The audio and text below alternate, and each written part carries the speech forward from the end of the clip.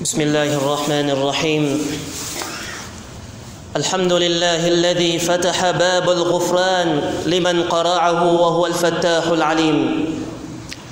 وأدخل من أناب إليه حظيرة قدسه وهو الرؤوف الرحيم. لا إله إلا هو وعلى الله فليتوكل المؤمنون. الله ربي لا أريد سواه، هل في الوجود حقيقة إلا هو؟ الشمس والبدر من أنوار حكمته، والبر والبحر فيض من عطاياه. الطير سبحه والوحش مجده، والموج كبره والحوت ناجاه. والنمل تحت الصخر سم قدسه، والنحل يهتف حمدا في خلاياه. والناس يعصونه جهرا فيسترهم،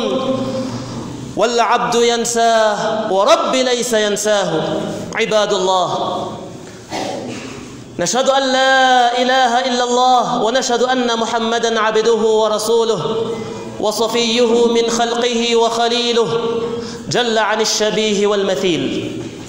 tubanje kwiragiza Uwiteka Allah subhanahu wa ta'ala, Imana ishobora byose mu bihe byose, yo ikwiye kwambazwa, yo ikwiye gusingizwa,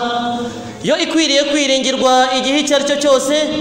Byagera mu bihe by'amage n'akaga, umugaraga akarushaho gukomanga umuryango w'impuhwe z'Uwiteka Allah subhanahu wa ta'ala. Byagera mu bihe by'amage n'akaga, umugaraga akarushaho kwiyegereza Uwiteka Allah subhanahu wa ta'ala, lianna babahu daiman maftuha, kuko umuryango wa Allah subhanahu wa ta'ala w'impuhwe ze daiman wa abadan maftuha, iteka ryose uhora ufunguye utegereje yuko ukomanga kugira ngo ubashe kuba wakwakirwa mugaragu w'Uwiteka. Bagaragu ba Allah, wikomangira ibiremwa, wiririra ibiremwa, kuko nabyo ubwabyo hari aho bigera bigashaka gutakambira Uwiteka Allah subhanahu wa ta'ala. جاء أعرابي إلى عمر بن الخطاب رضي الله عنه. igihe kimwe bagaragu b'Uwiteka, umwe mu banyacyaro aje gusura Umar ibn al-Khattab radiyallahu anhu. Uyu mugabo yari afite ikibazo kimubangamiye mu buzima, yari afite icyo yifuza kuba yasaba umuyobozi w'abemeramana, yari afite ibyifuzo ashaka kuba yageza ku muyobozi w'abemeramana, bishingira ku buzima, bishingira ku mibereho, bishingira ku bizazane n'amakuba yajyaga ahura nayo mu buzima bwe bwa buri munsi.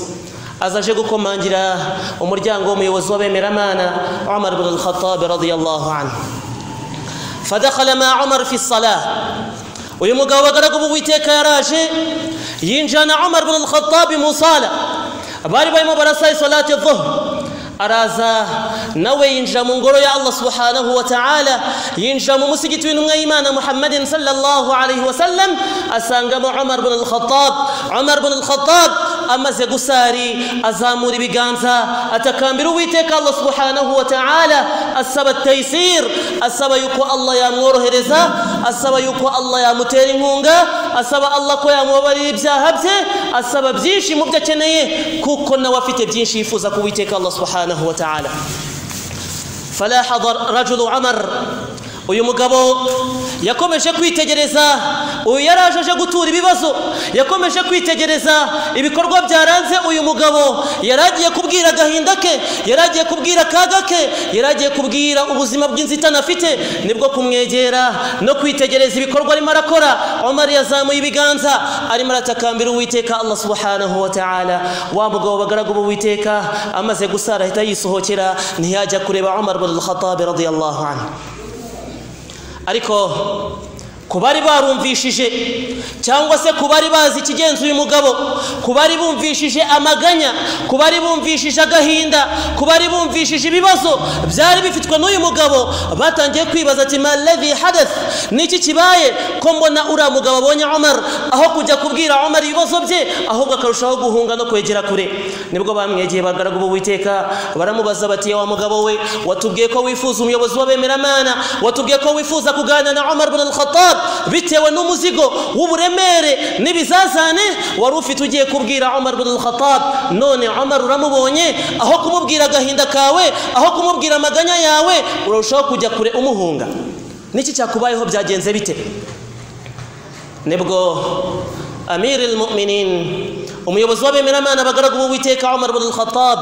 yaje kugezwaho iyi nkuru y'uyu mugabo uri mu musigiti ategereje yuko Amir al-Mu'minin amara gusari bagahurira hanze yanyiza akamubwira agahinda yanyiza akamuregera amaganya yanyiza akamubwira ibibazo n'ibizazane yuzuranye mu buzima bwe bwa buri munsi ariko bagaragu b'Uwiteka mu nkuru yabwiwe nanone yongeweho yuko wa mugabo akimara kubona Amir al-Mu'minin akimara kubona Umar wariwe yahise ahitamo kwisohokera yanga kujya kubwira Umar ibn al-Khattab ibibazo bye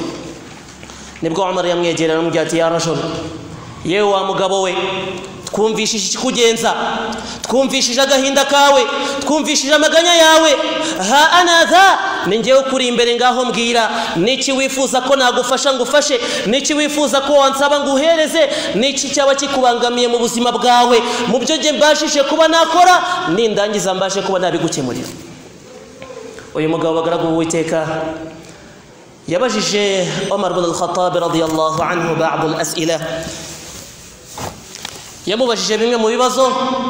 aramubaza bati min aina ataita ya amira al-mu'minin uvuye hehe yewe muyobozi w'abemeramana aramubwira ati min al-masjid mvuye ku musigiti aranje aramubaza ati wamadha kunta taf'al hunaka ese niki wari murakora hariya yewe Umar amusubiza ati wallahi da'awtu Allah kathira an yu'inani nasabye Allah subhanahu wa ta'ala cyane yuko yamfasha yuko yantabara yuko yandokora yuko yandengera ndetse n'ibindi bibazo mfite mu buzima bwanjye n'inshingano Imana yabashe kuba yanshinga yuko Allah subhanahu wa ta'ala yamfashamo uyu mugabo bagaragu b'Uwiteka arangije aha isomo rikomeye ummatu Muhammadun sallallahu alayhi wa sallam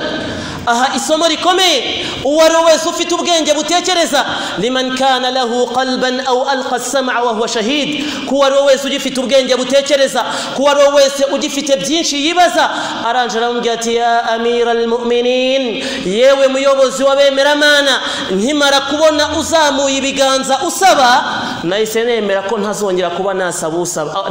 ntagomba kuba nasaba kuko nawe usaba yaramubwiye ati aho gusaba usaba nasaba wasaba aho gusaba ufite byinshi byo gusaba nasaba uwo arimo arasaba kuko imiryango y'Uwiteka Allah subhanahu wa ta'ala la tughlaqu abada لا تسألن ابني آدم حاجته وسل الذي أبوابه لا تحجب ابن آدم إن سألته يغضب والله يغضب إن تركت سؤاله ومن يرتبغلتي لا تسألن ابني آدم حاجته ورمن ينهزاجروكم أنجل مبرم نبزاء الله ورمن ينهزاجرو السبا مبرم نبزاء الله أهو جو سبا وندي مرجانغو يتجفونغوا كوكم يندم كروشوكم السبا نكوراكرا مجي الله سبحانه وتعالى بوزغنو كتا مسبا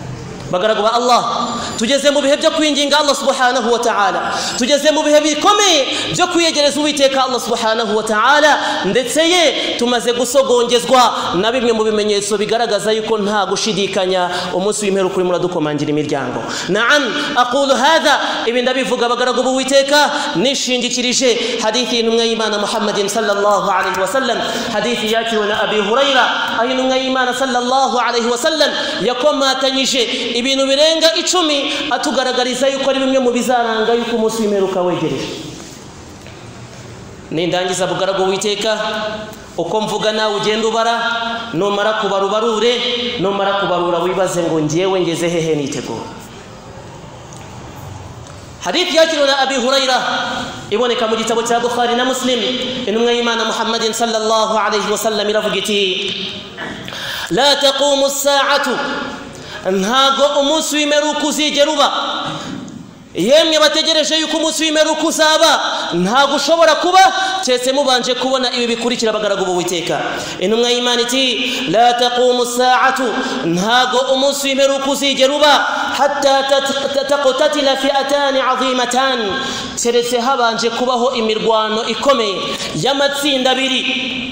yakunu bainahuma maqtatalatun 'azima hagati yabo hazaba urugamba rukomeye da'watuhuma wahid ariko abo bose icyo bazaba bahamagarira icyo bazaba bashishikarira icyo bazaba bagamije kizaba ari kimwe ariko mu buryo bubiri butandukanye ibagaragu b'Uwiteka hadath byarabaye fi ma'arakati Siffin mu gihe cya Muawiya radiyallahu anhu ubwo yahanganaga na Ali ibn Abi Talib kubari bamaze kwica ndetse bamaze guhuguza Uthman ibn Affan. haza kubaho urugamba rubiri haje kubaho urugamba aho Muawiya ibn Abi Sufyan yabwiraga Ali ibn Abi Talib arumaze gufata ubutegetsi aramubwira ati ya amira almu'minin yewe muyobozi w'abemeramana ni ngombwa ko twihutira mu kwihorera no guhorera ababashe kumena amaraso ya Uthman ibn Affan. maze Ali ibn Abi Talib arabwira ati reka shwida ntago bikwiye yuko akakanya muri aka kavuyo kagaragara gutya umujyi wamaze gutakaza control ngo abariho duhera tubasha kuba twagira gute twakwihorera. aba bombi bagaragu b'Uwiteka bari kukuri ari uwifuzaga yuko hakwihutishwa kuba habaho kwihorera kuri wa wundi wishe Uthman ibn Affan ndetse na wa wundi wifuzaga yuko habaho gukereza. bose nta numwe wigeze urengera mu mategeko y'Uwiteka Allah subhanahu wa ta'ala, ariko kubera kutumvikana hagati aho ngaho byabaye intandaro n'impamvu yo gutuma haboneka urugamba rukomeye bagaragu b'Uwiteka. ibi byabaye mu bihe byatambutse, ariko n'uyu munsi hari abantu dufite bagaragu b'Uwiteka bakigerageza mu buryo butandukanye mu guhangana, kandi nyamara intego yabo ari imwe n'ibyumviro byabo ari bimwe. icya kabiri n'umwe y'Imana iratubwira iti وحتى يبعث دجالون كذابون قريب من 30 كلهم يزعم أنه رسول الله. icya kabiri nanone muzabona mu bimenyetso bizabagaragariza yuko umunsi w'imperuka wegereje ni igihe muzabona abantu bajya kugera ku bantu 30 buri wese yiyemera cyangwa se yita ko ari intumwa y'Imana Muhammad cyangwa ari intumwa y'Imana mu ntumwa zoherejwe hano kuri isi.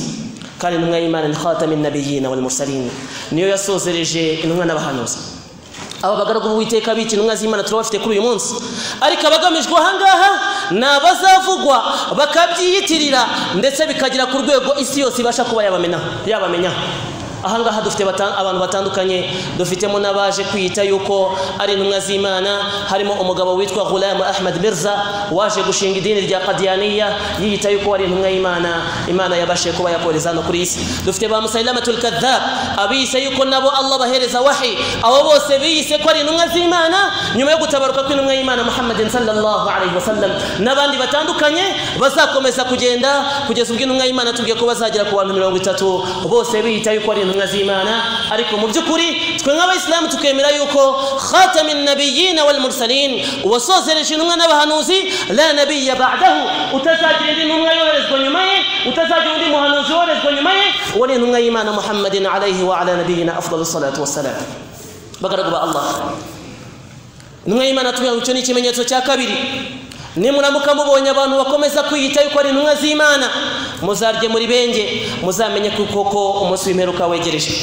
icya gatatu intumwa y'Imana itubwira muri hadith iratubwira iti wa hatta yuqbadu al-ilmu, ngo ndetse nanone bizagira ku rwego ilmu itangire ikurwe mu bantu. mu yindi hadith intumwa y'Imana Muhammadin sallallahu alaihi wasallam iratubwira ngo iyi ilmu cyangwa se ubumenyi bwo kumenya Allah subhanahu wa ta'ala ntago Allah azabukura mu bituza by'abamenyi, ahubwo ugupfa kw'abamenyi niko gupfa kwa bwa bumenyi. uko abamenyi barushaho kugenda bapfa bakabasha babandi bakagombye gusobanura abantu bakagenda bapfa, ni nako Allah arimo aragenda akura baraka muri iyi umma ndetse n'ubumenyi arimo aragenda buzamura abwisubiza abagaragu b'Uwiteka. intumwa y'Imana ikomeza kutubwira icya kane,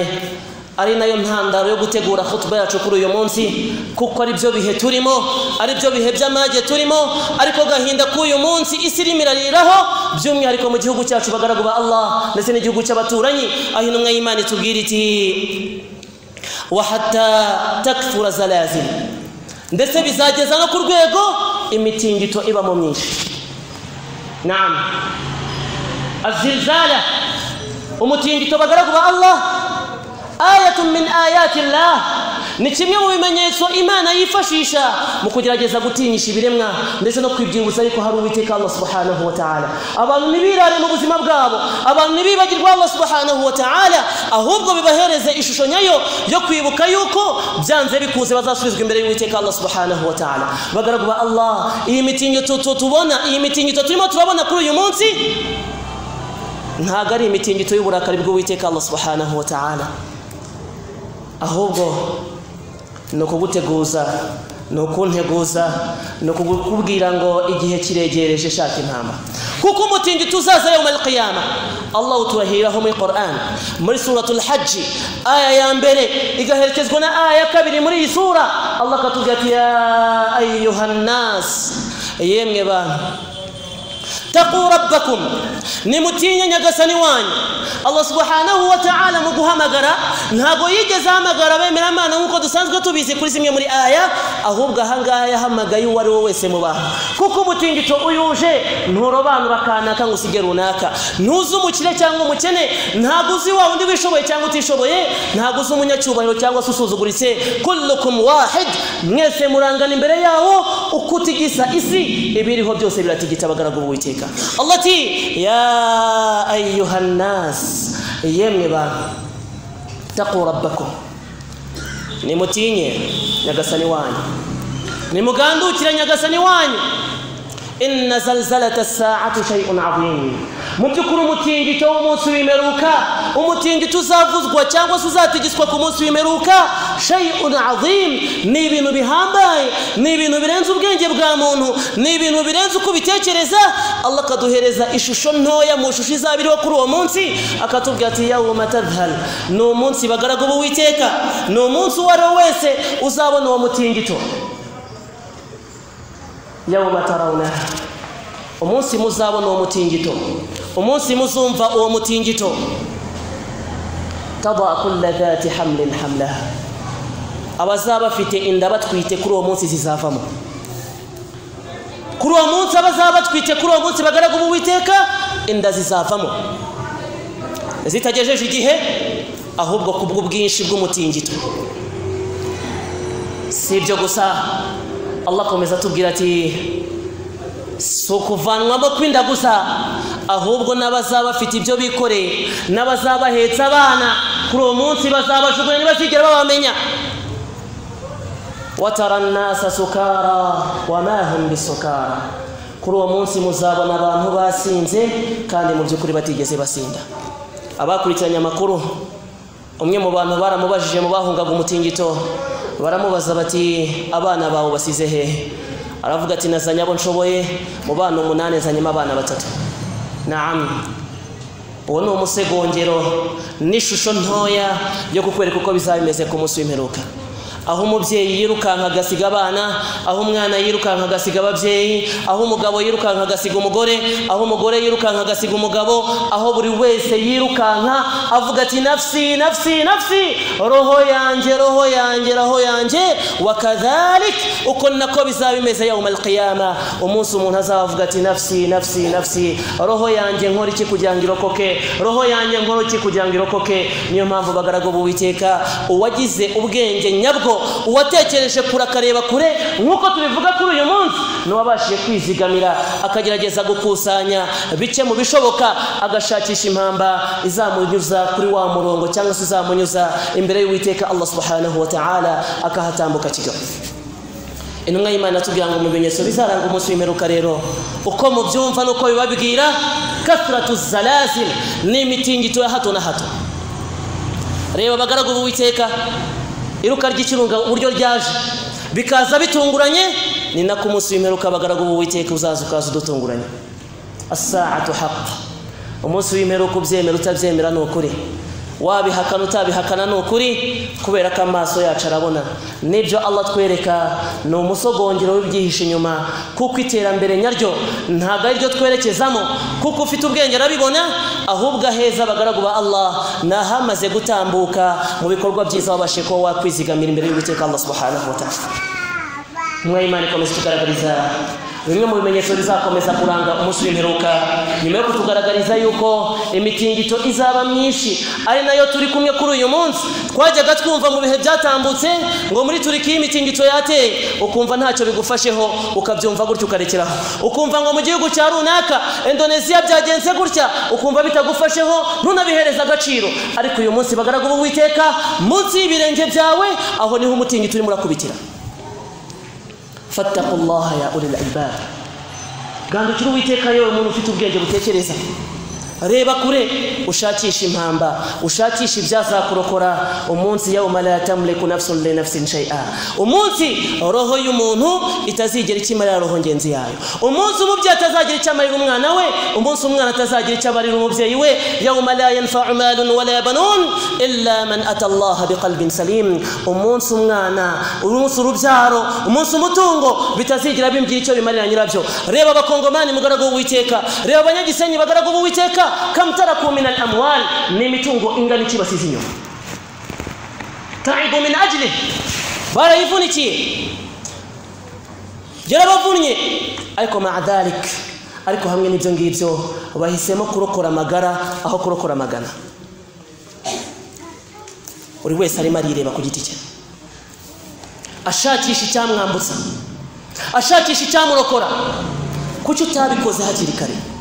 ngo none ahangaha kuri iyi si bagaragu b'Uwiteka yuzuye ibigeragezo bitandukanye ntutwarwe n'umutungo ngo wibagizwe n'urubyaro mu gushakisha ibizakurokora ku munsi w'imperuka nk'uko uyu munsi uri gushakisha imodoka yakwambutsa nk'uko uyu munsi uri gushakisha icyo aricyo cyose cyagufasha mu kwambuka uhunga unahunga n'icyo utazi kuki utabikora hakiri kare mugaragu b'Uwiteka wowe utaragerwaho n'ibyo bigeragezo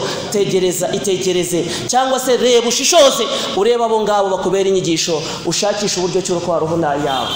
wirokora umubiri bagaragu b'Uwiteka wirwanira kurokora umubiri ahubwo rokora roho yawe Allah mu Qur'an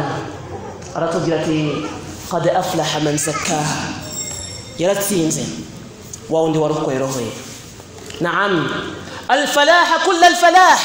ibyishimo nyabyo intsinzi nyayo no kurokora roho yawe sukura roho yawe ezo umutima wawe garukira Uwiteka Allah subhanahu wa ta'ala irinda inzangano irinda amatiku irinda amashari ahubwo garukira Uwiteka Allah subhanahu wa ta'ala sukura roho yawe illa man ata Allah biqalbin salim cece wa undi uzagana Allah subhanahu wa ta'ala yaramaze gusukura umutima we tugeze hehe dusukura imitima yacu bagaragu Uwiteka uyu munsi bikurwana kurokora imibiri yacu ariko ugeze hehe urokora roho yawe Imana Muhammadin sallallahu alaihi wasallam munyigisha duhereza tubwira ngo buri ko bukeye mwene Adama bagiye kugurisha roho ye mwene Adama bajyanye roho ye ku soko harugira amahirwe akayigurisha neza cyangwa se akayishakira ibikwiriye agatahana urwunguko ahari n'undi bagaragu b'Uwiteka ubuyijyanye ku soko agiye kuyihombya no kwiteza agaciro wowe urinde muri aba ngaba turi mu bigeragezo bagaragu b'Uwiteka bisaba uwo ari we wese kwireba atareba mugenzi we bisaba uwo ari we wese kwikontrola atabanje kureba ngo kanaka natungana nzatungana ahubwo wowe ku giti cyawe reba impamba ufite n'ibiguhagije kuko bagaragu b'Uwiteka imperuka nta gushidikanyira hano n'ibimenyetso tubwirwa nta na kimwe kitwihishe mu maso yacu nimwe Imana iratubwira ngo mu bizaranga uwo munsi w'imperuka mutegereje kathratu zalazil no kwiyongera kw'imitingito umusahaba w'umunyacyaro azira intumwa y'Imana Muhammadin sallallahu alaihi wasallam araje aravuga ati ya Rasulullah yewe ntumwa y'Imana mata saa imperuka izaba ryari imperuka izaba ryari intumwa y'Imana izi neza yuko uyu nguyu ubaza azemera neza yuko umunsi w'imperuka uzaba icyo atazi ni igihe uzabera maze intumwa y'Imana mu kumusubiza yamusubije nayo imubaza iramubwira iti madha a'dadta lahu kumbaza umunsi w'imperuka niki witeguye niki wazigamye niki ufite kizagushoboza kwambuka uwo munsi w'imperuka wowe witeguye ute nihe mpamvu ufite kuri uwo munsi musahaba arareba atekereje ku sala asanga isala bagaragu b'Uwiteka nubwo dusaye ntabwo tuzi ko zakirwa atekereje kuri sadaqa yibuka yuko rimwe na rimwe akorera ijisho atekereje kuri ibada zitandukanye asanga wallahi billahi ntacyo afite yahingukana imbere y'Uwiteka ngo akigire urwitwazo rwo kuvuga ati ya Allah nasaye gatanu ku munsi kaifa sallaita wasayute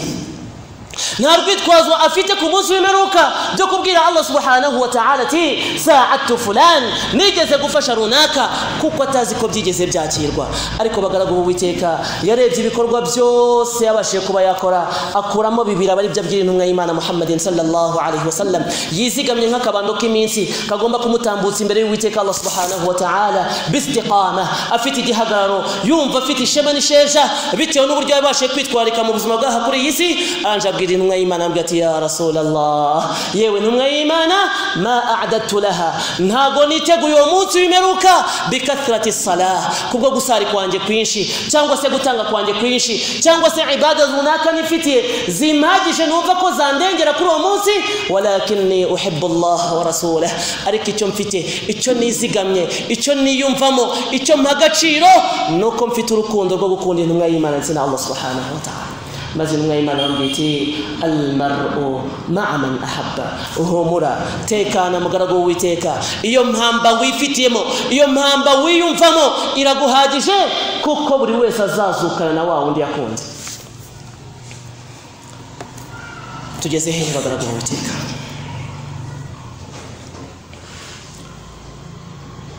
Umunsi w'imperuka turabona kure cyane ariko Allah akaduhakanira akatubwira ati muri suratul ahzab yasaluka an-nasu 'ani as-sa'a abantu barakubaza kubigendanye n'umunsi w'imperuka qul 'ilmuha 'inda Allah babwira uti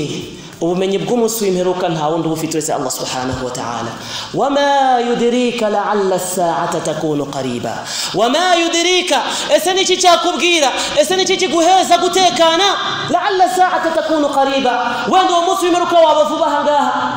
falaqad shahadnaha bagaragu b'Uwiteka ibimenyetso twabwiwe uyu munsi turimo turabyibonera n'amaso yacu yombi. Ntabwo tugikeneye kubirebera kuri televiziyo, ntabwo dukeneye kubyumva kuri radio, ntabwo dukeneye kubisoma mu binyamakuru. Birahagije bagaragu b'Uwiteka yuko twe twaba bahamya mu kugaragaza ingaruka z'umutingito kuri uyu munsi, by'umwihariko bagaragu ba Allah bangahe ducumbikiye kuri uyu munsi bagiye bahunga batazi n'icyo bahunga. Ikibazo nibaza nawe warukwiye kwibaza ayina al-mafar, ubuhungiro busigaye n'ubuhe? niba dutangiye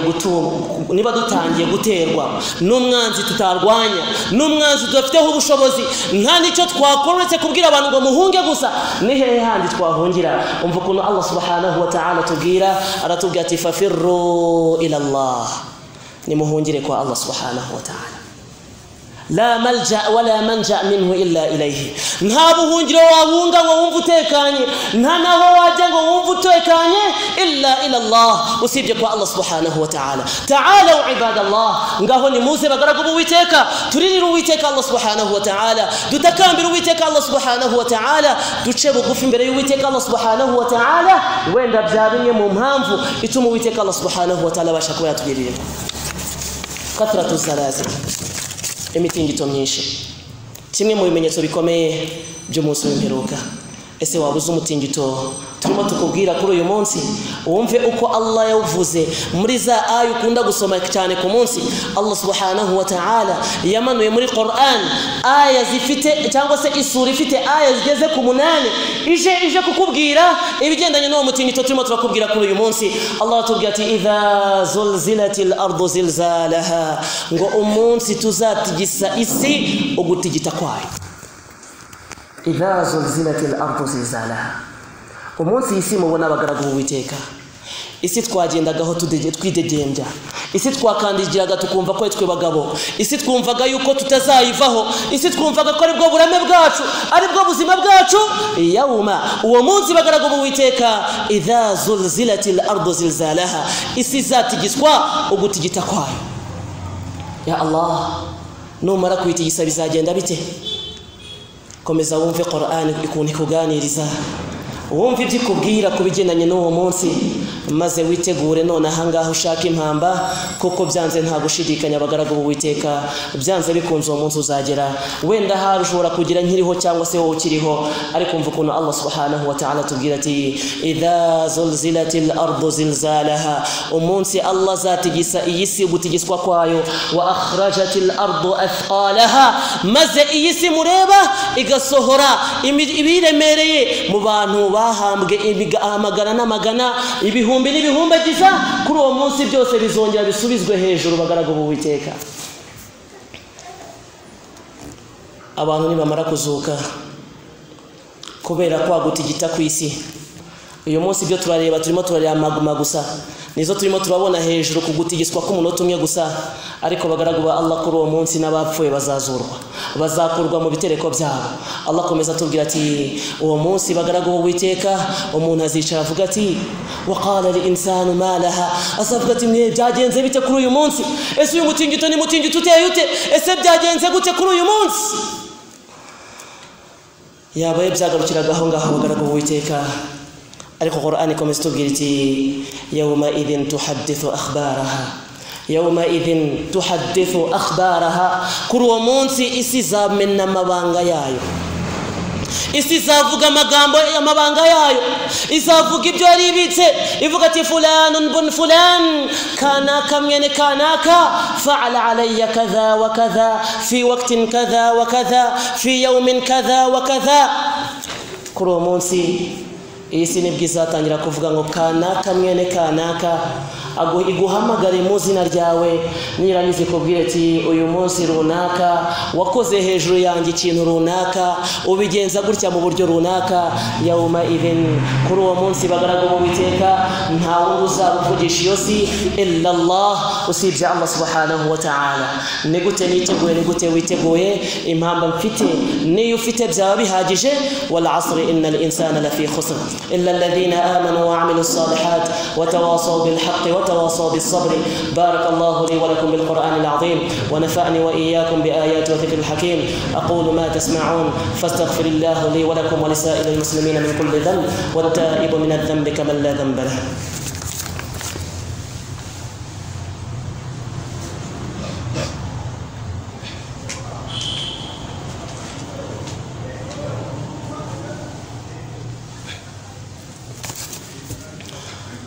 الحمد لله ذي المن والجبروت والصلاة والسلام على رسول الله خاتم النبيين والمرسلين سيدنا وحبيبنا ومولانا مصطفى محمد صلى الله عليه وسلم تبارك gushimira Uwiteka Allah subhanahu wa ta'ala Imana ishobora byose mu bihe byose yo yonyine twambaza dusingiza tunatezeho inkunga mu buzima bwacu bwa buri munsi umunyabwenge nyawe bagaragu b'Uwiteka n'uwateguriye roho ye aho izaryamishwa umunyabwenge bagaragu b'Uwiteka n'ubasha kuba yareba Isaka yitegereza akamenya ibyo yimuhishiye mu mabanga akomeye yanyiza akagerageza kwitwararika agashaka impamba ikomeye agerageza kubana na bagenzi be neza agerageza no kubanira Uwiteka Allah subhanahu wa ta'ala mu gusoza khutba yanjye bagaragu b'Uwiteka nyemerera gato ngusangize ku magambo ya Ibn Mas'ud aboneka mu gitabo cyanditswe n'umwe mu bamenyi ba Islam Ibn Jarir aho agerageza kutugaragariza ishusho y'uwo munsi bagaragu b'Uwiteka ari wo munsi twaganiriyeho kuri uyu munsi tunagaragaza yuko umwe mu mitingito cyangwa se imitingito tubona ari kimwe mu bimenyetso bizaranga umunsi w'imperuka Ibn Mas'ud radiyallahu anhu aratuganirira uyu numwe mu basahaba atubwira ibigendanye n'uwo munsi aratubwira ati ku munsi w'imperuka yu'ta bil 'abdi yawm al-qiyamah nibwo hazazanwa abagaragu cyangwa se umugaragu ku munsi w'imperuka fayunadi munadin ala ru'usi al-awwalin wal-akhirin maze umuhamagazi ahamagare uzaba wabitorewe ahamagare muri rusange atanga itangazo rikomeye avuga ati aina fulanun bun fulan kana kamwene kana kari hehe kana kamwene kana kari hehe uyu munsi bazabahamagara Uthman uwo munsi bazabahamagara wowe wicarangaha nundi wari wese bagaragu ba Allah azahamagarirwa isi yose yateranye ababayeho mbere yacu n'abazabaho nyuma yacu twese turi mu kibuga kimwe nibagiza bahamagara bavuge bati kana kamwene kana kari hehe aina fulanun ibn fulan kana kamwene kana kari hehe nibwo uzatunguka urutoki cyangwa se uzamenya ko ari wowe maze wegera imbere maze wamuhamagaza avuga ati hadha fulanun ibnu fulan, uyu niwe kanaka mwene kanaka. Man kana lahu haqqun falyati ila haqqihi, ngo uwaro wese yari afitiye ukuri, uwaro wese yabashije kuba yahuguza, ngo uyu ni muze mumutangire mumwishyuze. Ufite wese yuko hari icyo yakwishyuza, dore nguyu bagaragu b'Uwiteka muze mumwishyuze. Bagaragu b'Uwiteka ahangaha wa wundi wahuguje igiceri cy'icumi kuri uwo munsi nta mpuhwe, wa wundi wigeze gutuka, wa wundi wigeze gusebya, wa wundi wigeze kubwira nabi, wa wundi wakoresheje ukaza kumuhemba, wa wundi wabashe kuba wagirira nabi, kuri uwo munsi bagaragu b'Uwiteka azegera imbere kureba avuga ati naam, uyu mugabo mfitiye ukuri atabashije kuba yampa. Nibwo Ibn Mas'ud atubwira ati fatafrahu almar, kuri uwo munsi umuntu azishima, azanyurwa no kujya kwishyuza no kujya gusaba ukuri kwe, agusaba se wamubyaye. Isi umubyara azajya kumusaba ukuri ati ya Allah, uyu ni papa wanjye umbyara, yigeze kumuguza mu kintu runaka na runaka. Wallah, hamwe n'agaciro k'ababyeyi, hamwe n'icyubahiro cy'ababyeyi, umwana ntazatinya kuri uwo munsi kujya kwishyuza se umubyara. Wa akhiha, si ibyo gusa, nibwo umuntu azazuka nubwo azaza akabwira Allah ati ya Allah, uyu mugaragu ureba gutya, nge ndi umuvandimwe we tuvukana, yandiye muri ibi n'ibi, ubutaka yaramuguje, umutungo yaramuguje, icyubahiro yarakimuguje, ndagusaba kuri uyu munsi yuko wamunyishyuriza. Ndetse bizagera naho umugore aza kwishyuza umugabo we kuri uwo munsi. Allah min Qur'an, Ibn Mas'ud aranja soma aya Qur'an, aho Allah subhanahu wa ta'ala avuga ati fala ansaba bainahum yawma idhin wala yatasaalun. Fala ansaba, ntago inkomoko, ntago umuryango kuri uwo munsi uzigera ugira icyo umarira mugenzi we. Rasul sallallahu alayhi wasallam agiye kwitaba Imana, yahagaze muri mimbara kusanya abasahaba, anje ababwira ati uwo naba narahuguje mu mutungo, dore ngo uyu mutungo wanjye nguyu afatemo ibyo ashoboye areke ibyo ashoboye. Uwo naba narahuguje mu cyubahiro, dore icyubahiro cyanjye ngiki, nantuke uko bishaka nk'uko nanjye nabikoze. Uwo naba narahuguje nkamwambura uburenganzira bwe, nambwire kuri uyu munsi mwishyure. Ageze aha aravuga ati uwo naba narakubise, mbishaka ntabishaka, dore ngo uyu mugongo wanjye naza nyiture hano kuri iyi si. Aranje avuga ati uwo ari we wese ufite amahugu yahuguje mugenzi we, nayatange mbere yuko idirhamu ndetse n'amafaranga n'icyo ari cyo cyose waba ufite kitazigera kigira umumaro kugira ngo ukishyure mugenzi wawe cyangwa se mugenzi cyangwa se wa wundi wagifasha. Intumwa y'Imana sallallahu alaihi wasallam imaze kuvuga aya magambo, abasahaba bose bubise imitwe, bamwe muri bo batangira kurira, maze intumwa y'Imana ibisubiramo ku nshuro ya kabiri, irangira ibisubiramo ku nshuro ya gatatu. Haguruka umusahaba aramubwira ati ya Rasulullah, njyewe wigeze kumuguza. Islam ituvuga Rasul, ntumufate nk'umuperezida, ntumufate nk'umwami, mushire ku rundi rwego rurenze aho ngaho. Ari imbere y'abayoborwa be, aranje yemera guca bugufi asaba imbabazi. Nge nawe bimeze bite bagaragu b'Uwiteka? Kuyumva ku cyubahiro cyacu uzaturegaho ushaka, tukiyumva ku bw'umutungo wacu tukumva ko wazatugira icyo tumarira, tugahuguza abo dushaka nuko tubishaka tutitaye ku cyari cyo cyose. La tazlimanna idha ma kunta muqtadiran fadh-dhulma yurja uqbahu ila an-nadami tanamu 'aynaka wa 'aynu al-mazlum muntabihun yad'u 'alayka wa 'aynu Allah lam tanam. Umwe mu bamenya bavuga ngo uramenye ntuzahuguze igihe uzaba wiyumva mu bwo bushobozi, kuko guhuguza ntago birangira, amahugu ntago yibagirana. Uraryama ugasinzira, ariko wa wundi wahugujwe yani amaso yo gusinzira cyangwa ibitotsi yabibuze, azamuye ibiganza arimo arasaba ati ya Allah, kana kari mararya ariko ari kurya mu mutungo wanjye, kana kari ishimye ko kwishimisha mu byanjye, kana karanezerewe ko ya Allah niwe unteye akagahinda, kana kari utumye abana banjye batajya kwiga, kana kari utumye uyu munsi tuburara, kana kari ugize abana banjye pfubyi. Wallahi arimo arakuregera kuri Allah alladhi la ta'khudhuhu sinatun wala nawm. Allah udafatwa n'ibitotsi cyangwa agire guhunyeza, uzi neza amabanga kandi ugomba kuba yarukuruye umugaragu. Bagaragu b'Uwiteka, ya fulani yewe mugaragu wa Allah wahubuje umva intumwa y'Imana ikurusha icyubahiro kurusha agaciro haba ari mu bantu bayo hano kuri isi no ku munsi w'imperuka yaciye bugufi imbere y'abasahaba imbere y'abari abacakara imbere y'abari basuzuguritse yiyemeza gusaba imbabazi umwe mu basahaba ati ya Rasulullah nje wigeze kumpuguza intumwa y'Imana ambwira ati nawe uravuga kalla ambwira ati naguhuguje iki mugaragu wa Allah mazambwira ati ya Rasulullah umunsi umwe wari mururira ingamiya yawe muri bwa buryo bwo kugira ngo uyishiture igende uri murayikubita uraskwata bari ngiye gukubita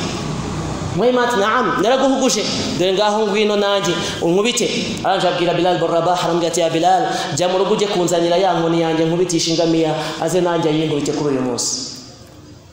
basahaba barize bagaragwa Allah baribaza uburyo cy'umusahaba agiye gutinyuka gukubita intumwa y'Imana Muhammadin sallallahu alaihi wasallam naam n'uburenganzira bwe n'ukuri kwe bagaragu ba Allah umusahaba yegeye imbere aranje abwira intumwa y'Imana ya Rasulullah wankubise dorabtani wa ana uryanan wankubise nambaye ubusa nawe kuraho ngo kubite nkaho wankubise aso ntabwo yigeze ambwira ati kansi utangira icyo la azi neza ko hari umunsi byabikomeye kurusha uyu munsi azi neza ko imbere ya Allah wallahi je ntabirimo umukozi wawe mu rugo umukozi wawe ukoresha mu kazi ka buri munsi usuzugura uko ubishaka ugatuka uko ubishaka ukabwira nabo uko ubishaka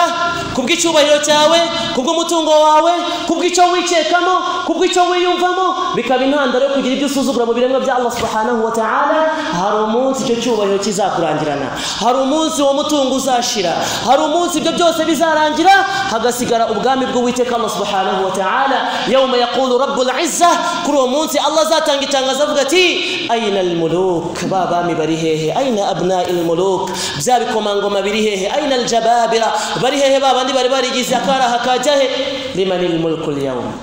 ninde mwami w'uyu munsi lillahi al-wahid al-qahhar nta wundi uzabusigaranya ubwami usibye Uwiteka Allah subhanahu wa ta'ala Rasul sallallahu alaihi wasallam umusahaba aramubwira ati wankubise nambaye ubusa nawe kuramo ishati ngo ukubite nkaho wankubise Imana irangije ikuramo wasahaba bati fadainaka ya Rasulullah bi anfusina yewe numwe Imana kugukubita nasa tukubite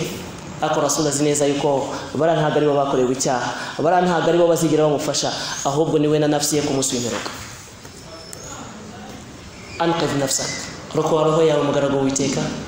wireba kanaka ngaraguseka wireba ngo kanaka arakuvuga nabi wireba ngo urabusuzugurisa imbere y'abantu kuko gusuzugurika gukomeye kwazara kumuswimeruka aranje aramubwira ati bagaragu Allah Rasul akuramo musahaba bamuhereza inkoni afata inkoni aranje arazamura abasahaba nta nubwo bashoboraga kwihanganira kubona uburyo uyu musahaba ashobora gutinyuka mu gukubita ku ntumwa y'Imana Muhammadin sallallahu alaihi wasallam bamwe bubika amaso abandi bararira abandi bifuza ko bahaguruka ngo bajye guhagarika wa musahaba ariko intumwa y'Imana yamaze kubahereza gasopo yuko batagomba kwitambika uyu musahaba mu kwishyuza no kwishura ukura kwiriye kuba yahabwa yabwiye intumwa y'Imana sallallahu alaihi wasallam yategereje wa musahaba icyo yakoze nta kindi yahise yihutira ajya